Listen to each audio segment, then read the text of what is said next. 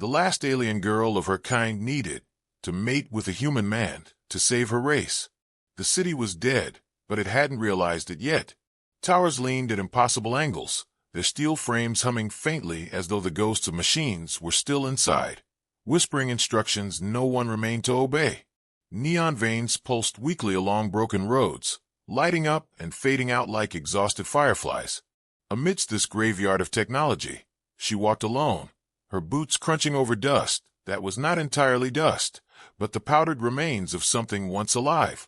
Her long ears flicked at every sound, the slightest vibration making them twitch as if trying to catch a language the universe had already forgotten.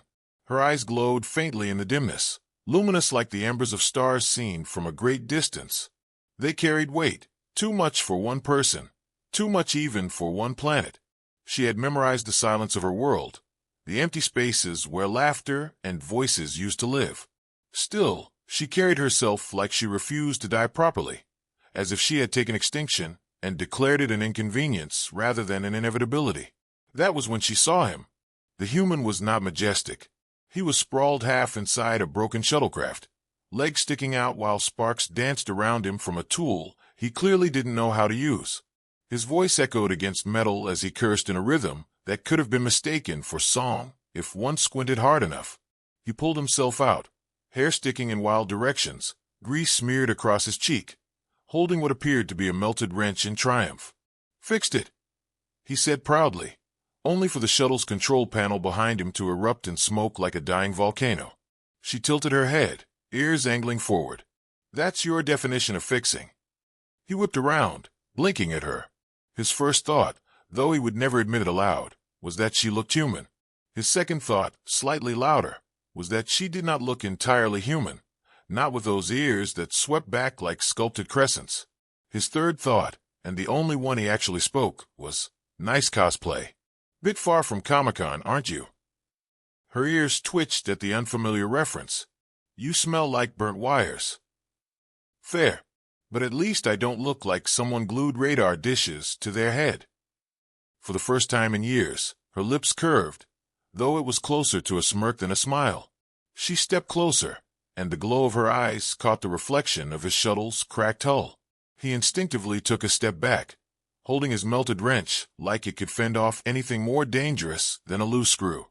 "You're human," she said softly, as though testing the word on her tongue. "Last time I checked.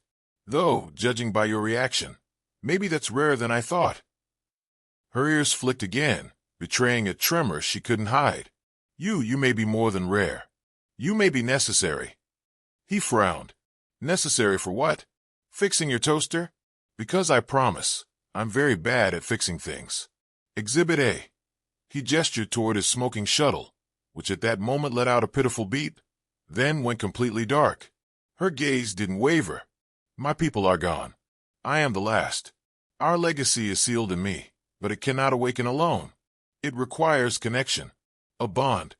There was silence, broken only by the shuttle crackling as its last circuits died. The man blinked. "Hold on. Did you just say what I think you said? Because I'm 90% sure that sounded like you're asking me to." "Yes," she said simply. He dropped the wrench. "Wow. Okay. Most people start with dinner. Or at least a drink. You don't even know my name. Names are dust. Survival is not." He dragged his hand down his face. "Great. I crash on an abandoned planet, and the first woman I meet is basically an alien speed dater with the fate of a species on her shoulders. My therapist is going to love this." Her ears twitched sharply, like daggers of light. "Do you refuse?" "I didn't say that," he muttered quickly. I need a second. This is a lot. Extinction, survival, cosmic matchmaking. You're hitting me with, like, end-of-the-world stakes, and I don't even know if this planet has decent coffee." She stared at him blankly. "Coffee," he groaned. "This is going to be a long apocalypse." For a moment, they both stood among the ruins, two remnants of civilizations that had failed in different ways. He shuffled his feet, still trying to convince himself this wasn't some elaborate hallucination brought on by low oxygen. She, for her part, tried to measure the strange mix of humor and fear radiating off him, wondering how such a ridiculous creature could possibly carry the weight she needed him to bear. Finally, he sighed, brushing dust off his jacket as though preparing himself for a job interview. Okay, fine. Let's say I believe you. What exactly are we talking about here? Some sort of interstellar relationship contract? Or is this more like a press button, save species situation? Her eyes burned brighter, her ears rising in subtle anticipation. It is both. He groaned again, muttering something about needing a user manual. But underneath the sarcasm, something shifted in him. The loneliness he carried, the quiet ache of drifting without purpose, suddenly collided with her luminous desperation. And while he told himself he was only humoring her, only buying time, he couldn't help but notice the way her smirk lingered, the way her presence pulled him like gravity. Somewhere in the ruins, the city groaned, metal bowing in the wind like a weary giant. Neither of them moved. Well, he said finally, if I'm about to become humanity's weirdest ambassador, I'm at least demanding decent accommodations. And maybe dinner first. Her ears twitched. Dinner. He sighed. We're going to have to work on cultural translation. And despite everything, the ruins, the silence of extinction, the absurdity of their encounter, she let out a laugh. It was the first laugh the city had heard in centuries, and it carried, impossibly, like a promise. He followed her through the ruins with the uneasy gait of a man who wasn't sure if he was walking toward destiny or a very elaborate prank. His boots kicked up dust from cracked streets, where neon lines still flickered underfoot, like the veins of a dying animal. She moved ahead of him, quiet and sure, her long ears tilting toward every sound, every echo.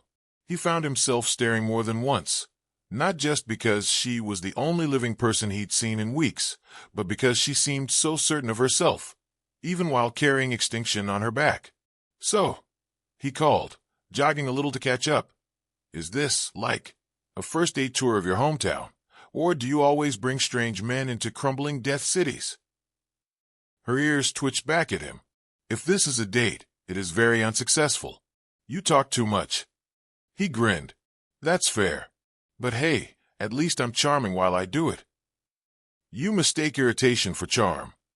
Story of my life. She stopped abruptly, turning to face him. Her glowing eyes pinned him like a microscope beam. You think this is a game. It is not. My species is gone. I am all that remains. You are not here by accident.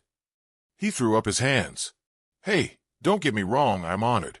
Nothing says romantic, like being chosen to prevent galactic extinction. But if we're about to discuss, saving the species logistics, maybe we should find a place less haunted skyscraper chic. Her stare softened, almost against her will. There is a place. The archives. My ancestors built them to outlast even this ruin. If we reach them, perhaps we will find answers, or guidance. Cool, yeah, archives. Love archives. Big fan of dusty libraries. Nothing like saving a species with a little light reading. They pressed on, weaving through alleyways where holographic billboards flickered like drunk ghosts, still advertising products no one was alive to buy. A giant smiling face blinked on overhead, promising, "Your future begins today," before glitching into static. He pointed at it. "See, even your billboards think I'm supposed to be here." She didn't answer, though her ears betrayed a twitch that might have been amusement. By the time they reached the edge of the city, the sun was fading into a bruised horizon, casting shadows that turned broken towers into jagged teeth. Beyond lay a stretch of barren land dotted with skeletal machines half buried in sand. Their legs twitched weakly, spasms of programming with no purpose left to fulfill. He muttered, "Creepy robot graveyard. Great. Totally doesn't feel like a setup for something trying to eat us."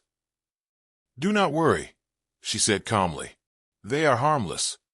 As if on cue, one of the machines twitched, gears grinding, and a robotic voice rasped, "Purchase extended warranty now," before collapsing again. He snorted. "See, even your robots are salesmen. Truly universal." She led him deeper into the wasteland until the earth cracked open into a cavernous fissure, where faint blue light spilled upward like breath from below. She descended without hesitation, while he peered over the edge, groaning. Of course. Underground. Because nothing bad ever happens in dark alien holes in the ground. Her voice echoed back. Are all humans this reluctant? He climbed after her, muttering, only the smart ones. The fissure led into a vast chamber, its walls covered in crystalline panels that pulsed with light. Lines of alien script danced across the surfaces, alive and shifting. The air itself hummed as though the chamber still remembered voices long gone. She stepped forward reverently, her luminous eyes reflecting the glow. The archives. He whistled. Wow. Looks like someone crossed a disco with a server farm. Very fancy. Where do I plug in my USB? Ignoring him, she pressed her hand to one of the panels. The script rippled outward like water, rearranging itself into symbols that resembled stars. The chamber answered with a low vibration, a voice emerging from everywhere at once, metallic, distorted, and unmistakably annoyed. User detected. Error. Error. Legacy program corrupted. Welcome, under-evolved primate, and final daughter. He blinked. Wait, did that thing just call me under-evolved? Rude. The voice snapped. Confirmed, under-evolved. Correction impossible. She closed her eyes briefly, then opened them again with quiet resolve. Machine. The legacy must be preserved. Show us the way. There was a pause. Then the machine said, legacy requires hybridization. Cross-species genetic infusion. Warning. Subject is aesthetically unremarkable. The human sputtered. Excuse me. Unremarkable? I'll have you know I once modeled for a spaceport ID badge. Very flattering lighting. Unconfirmed. Probability of exaggeration, 98%. The alien woman's ears flicked as though she were suppressing a smile. She stepped closer to him, her hand brushing his sleeve briefly, grounding him. Do not listen to it. The machine has degraded. It still remembers truth, but its personality has fractured. Great. So our big hope is basically a grumpy Alexa. Fantastic. The chamber pulsed brighter, and the voice grew sharper. Decision required. Proceed with integration, or species extinction is certain. The words hung in the humming air, heavy and undeniable. He looked at her, saw the weight in her glowing eyes, the way her ears trembled despite her calm. For once, he had no joke ready. Then, after a long silence, he muttered, no pressure, just deciding the fate of 2 entire species before dinner. And though the machine hummed impatiently, though the chamber walls flickered with restless script, she let out the smallest laugh, a sound that belonged in a world that was not yet dead. The chamber's light did not fade when the machine fell silent. Instead, it pulsed around them like a living heartbeat, as if the archives themselves were waiting to see whether these 2 lost creatures would actually make the choice it demanded.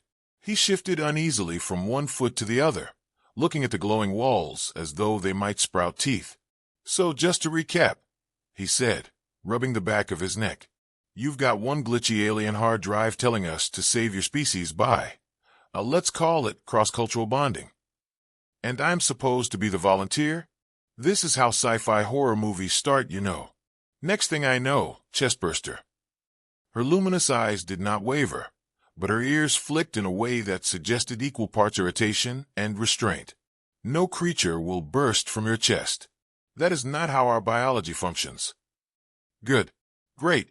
I like keeping my organs where they are. Still, kinda wish I'd signed some informed consent paperwork first. The archives are the consent. The machine interrupted in its metallic snarl. Proceed. Delay reduces survival probability by 0.0002% per second. He pointed at the glowing wall. You hear that? We're wasting time at the speed of decimals. She moved closer, her voice quieter now. It is not only about survival. If what remains of my people's code is true, the hybridization is not mechanical. It is not simply an exchange. It is connection. Real connection. He swallowed. So not a quick lab procedure? No test tubes? You mean actual connection? Yes. He stared at her, then exhaled sharply. Fantastic. The last woman of her kind, and she wants me to be more than her repairman. My self-esteem just went intergalactic. Despite herself, her lips curved. You are absurd. He grinned. Absurd is better than under-evolved. He raised his voice to the machine. Hey, you hear that? Absurd beats under-evolved any day. Incorrect, the machine said flatly. He groaned, dragging his hands over his face. This is my life now. Roasted by alien software. Before she could respond, the chamber shifted. The panels rippled, the star-like symbols rearranging into a spiral map. It projected outward, scattering light across the chamber like galaxies caught in a jar. She gasped softly, stepping forward, her ears angling toward the projection as if listening to its song. It's a path, she whispered. The archives are showing us where to go. He squinted at the glowing spiral. That's a path. Looks more like the doodles I make when I'm bored. But sure, let's call it a map. It leads to the seed vault, she said. Her voice carried reverence now. The place where my ancestors stored the last of their genetic memories. Perhaps more than just mine was preserved. Seed vault, he repeated slowly. Okay, that name is kinda on the nose, considering our current discussion topic. She turned, ears twitching. What? Never mind. Human joke. Moving on. The map pulsed once more, then collapsed back into the wall. A doorway opened with a grinding sound, revealing a tunnel lit by veins of soft blue light. Without hesitation, she stepped toward it. He followed reluctantly, muttering, Great. Another tunnel. Definitely nothing dangerous in dark alien tunnels. Not at all. As they walked, he tried to distract himself from the creeping hum in the walls. So, this seed vault, what's in it, besides your ancestors' Sci-Fi Ancestry.com data? Any chance of snacks? Because I'm running low on protein bars. Her expression remained solemn. If we are fortunate, the vault may hold the knowledge to create hybrids safely. If not, he raised an eyebrow. If not, what? I just wing it. Look, I may not know much about alien science, but I'm pretty sure step one is usually not wing it. She stopped abruptly, turning to face him. Her luminous eyes glowed brighter in the tunnel. You mock what frightens you. He blinked. What? No. I mock everything equally. It's my coping strategy. Very healthy. My therapist, well, if I had one, would be proud. You are afraid, she said simply. Of course I'm afraid, he blurted. You're asking me to save an entire species. Me, a guy whose greatest achievement in life was unclogging a ship's recycler with a toothbrush. Her gaze softened, ears tilting down slightly. I am afraid too. The silence stretched between them, heavier than any machine's voice. Then, almost reflexively, he grinned. Well, at least we're both scared together. Equal opportunity terror. Something flickered across her face, something fragile, almost warm. Then the tunnel shuddered. A blast of air rushed past them as the wall split open, revealing mechanical creatures that lurched forward, their bodies cobbled together from fractured limbs of ancient machines. Their eyes glowed red, their movements jerky but fast. He yelped. See, I knew it. Creepy robot ambush. Called it. She drew a blade from her side, the weapon shimmering with energy. They are scavengers, leftovers from the war. Do not let them touch you. He grabbed the nearest chunk of metal pipe from the floor. Oh good, because I was planning on letting them hug me to death. The machines attacked. She moved like flowing light, ears streaming back as her blade carved through steel with precision. He swung wildly, managing to dent one machine's head. It screeched, sparks flying. Ha, he shouted. Score one for the under-evolved primate. 2, she corrected, slicing another in half. Fine, score 2 for us then. The fight raged until the last scavenger collapsed in a heap of twitching wires. He leaned against the wall, panting, while she stood tall, her blade still humming. You fight adequately, she said. Adequately? Lady, I just saved your long-eared butt. That deserves at least a gold star. She tilted her head, ears twitching. What is a gold star? He groaned. Never mind. Add it to the growing list of cultural translation issues. She sheathed her blade, her luminous eyes softening as she looked at him. You survived. That matters.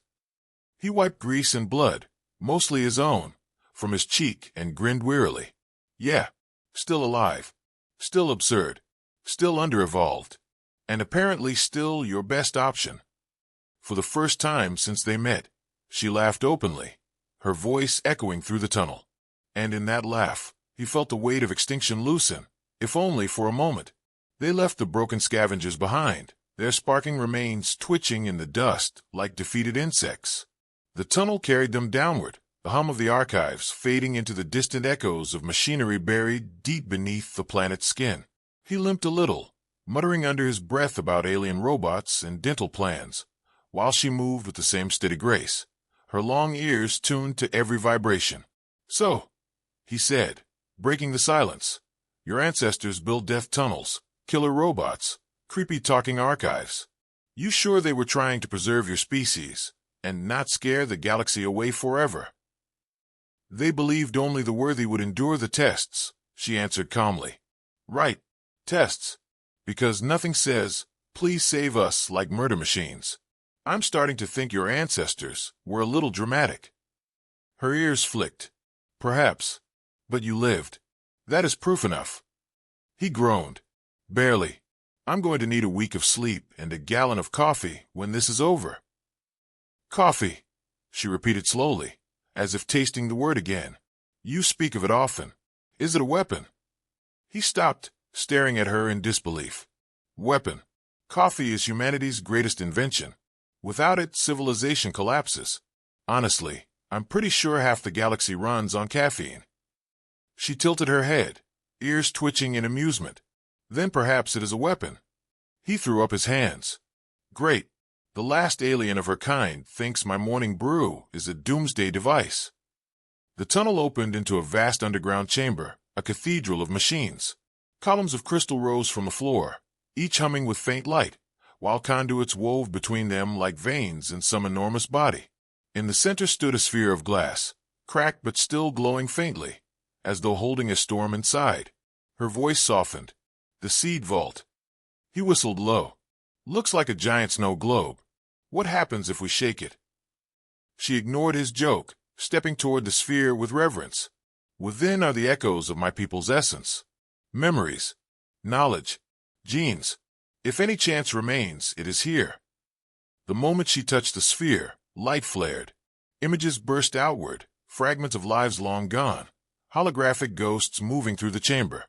Children with glowing eyes and twitching ears, their laughter ringing like bells. Elders weaving strands of light into patterns above their hands. Armies marching beneath banners of stars. And finally silence, as everything collapsed into shadow. He swallowed hard. "Wow, that's heavy. Like an intergalactic home movie marathon. Except the ending kinda sucks." Her face tightened, ears trembling as she reached for the glowing storm within. "They entrusted me with this. And now you." The sphere pulsed, a voice echoing from it, calm, but fraying with static. "Final daughter. Hybridization required. Success probability uncertain. Human subject unsuitable by 98% metrics." He barked a laugh. 98% unsuitable? Thanks, really boosting my confidence." The voice continued. "Nevertheless, no alternatives remain. Proceed or extinction final." He sighed, pinching the bridge of his nose.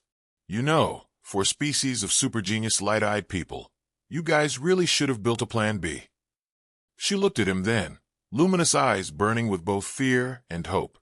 "You are plan B." "Great," he muttered. "Humanity's finest. Crashing ships, fixing nothing, and now. Plan B for alien survival. Perfect. Resume." The sphere shifted, projecting a pattern of light that wrapped around them both, scanning. He flinched. "Whoa. Hey. Personal space." "Calibration," the voice droned. "Initiating compatibility protocols." The light tightened, drawing them closer until he found himself only inches from her. Her ears trembled, her eyes locking with his. He felt his usual jokes dry up in his throat. He said weakly. "So this is happening." Her lips curved faintly. "Yes." He tried to grin, but it came out crooked. "Well, if this doesn't work, at least I'll die in the arms of a beautiful alien with better ears than me." Her laugh broke the tension, soft and startling in the chamber of ghosts.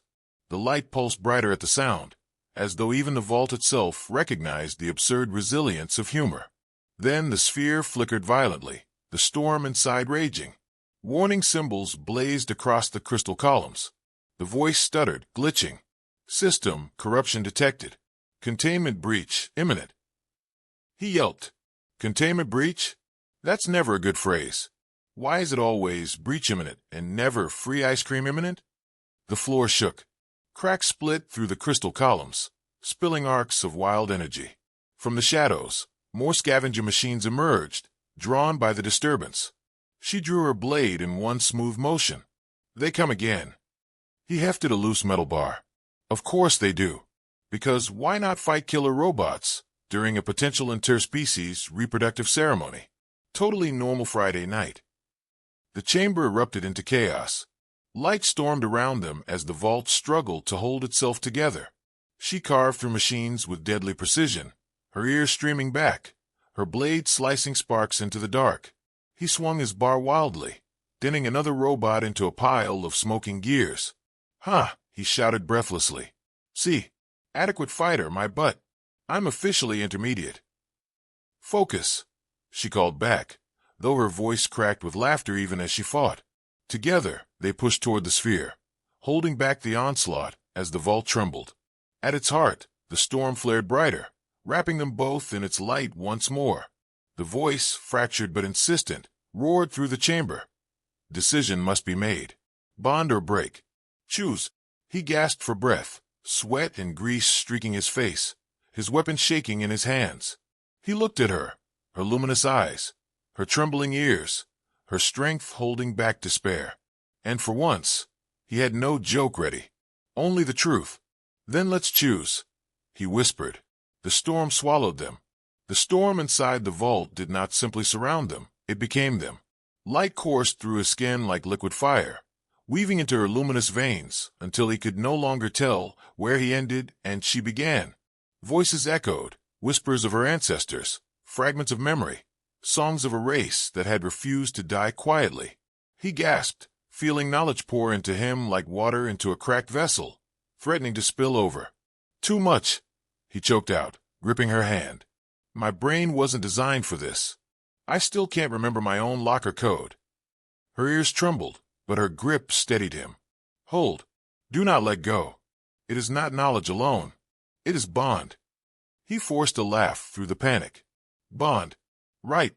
Totally natural. Just casually downloading a species into my head while holding hands with an alien supermodel. Happens every Tuesday." The light pulsed harder, and then, as if acknowledging his absurd defiance, it softened. Instead of crushing him, it bent around him, finding rhythm in his humor. The whispers shifted from overwhelming to familiar, as though the voices had decided he was not an intruder, but part of the story. Then silence. When the storm cleared, they stood in the chamber, the scavenger machines scattered in smoking heaps, the crystal columns cracked but stable. The sphere's glow dimmed, its work complete. He staggered, clutching his head. "Okay. Wow. That was something. I either just saved a species or overdosed on alien Wi-Fi." She turned to him, her glowing eyes softer than he had ever seen them. "You did not just save. You became. The bond is real." He blinked. "Wait. So what does that make me now? Half human, half whatever you are? Like some weird space smoothie?" Her ears flicked, and despite everything, she laughed. "Not half. Whole. You are you. I am me. Together, we are more." He stared at her, then slowly smiled. "That might be the first time in my life anyone's called me more. Usually it's less. Less responsible, less serious, less qualified." He glanced at the shattered vault. "Guess I just upgraded." The archive stirred weakly, the glitching voice rasping one last time. "Hybridization achieved. Probability of survival renewed. Legacy continues." Then the light faded for good, leaving them alone in the quiet ruin. He exhaled heavily, leaning on his makeshift weapon. "Well, that's it then. We did it. Your species is back on a galactic map? Congratulations, you're officially not extinct. I mean, except for the part where it's just you and me, which is a pretty small census." She stepped closer, her ears brushing back as her voice softened. It begins small. But it begins. That is enough. He studied her for a long moment, then grinned crookedly. So what now? Do we fill out paperwork? Start a new colony? Launch a reality show? Human and Alien, Extreme Family Edition? Her laugh rang clear, the sound of something alive in a world that had forgotten joy. What now is life? We live. Together. He nodded, the grin fading into something steadier, something he hadn't felt in a long time. Purpose. Yeah. Together. I think I can work with that. They climbed back to the surface, the ruined city waiting, its towers still leaning, its neon veins flickering faintly. But where once it had been silent, now it held two voices, banter echoing through streets that hadn't heard laughter in centuries. So, he said, kicking at a loose chunk of rubble, if I'm part of your species now, do I get cool glowing eyes and twitchy ears too? Because I could totally rock the long-ear look. She smirked. Perhaps. If you are lucky. Lucky. Lady, I just fought off death robots, bonded with a storm, and survived being called under-evolved by your cranky Alexa. If that's not luck, I don't know what is. Her luminous gaze softened, her ears flicking as though catching something the city whispered back to her. You are more than luck. You are choice. He froze for a second, then gave a small, genuine smile. And for once, I think I made the right one. The ruins groaned around them as though shifting in agreement, but he didn't notice. For the first time since he had crashed here, he wasn't thinking about escape, or repairs, or even coffee. He was thinking about her, about them, about the impossible, ridiculous, wonderful future that had somehow landed in his lap. And as the last alien girl of her kind walked beside him, no longer the last but the first of something new, he couldn't resist one final mutter under his breath. Not bad for an under-evolved primate. Her laugh carried through the dead city, bright and alive, sealing the truth that extinction had been broken not by machines, not by archives, but by two unlikely souls who had chosen to face the void together and fill it with laughter. The end.